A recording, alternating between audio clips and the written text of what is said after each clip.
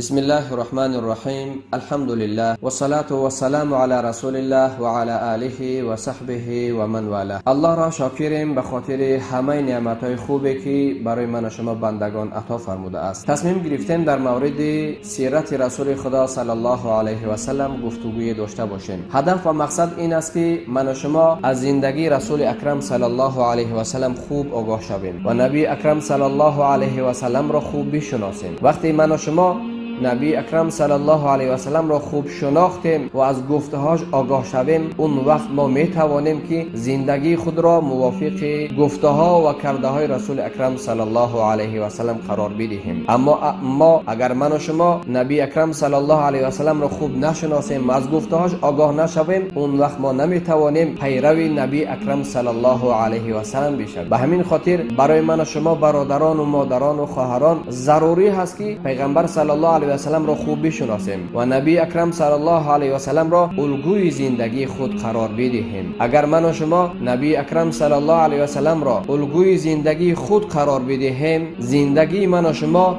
زندگی سرتاسر نور و برکت و رحمت. اما اگر من و شما نبی اکرم صلی الله علیه و سلم را الگوی زندگی خود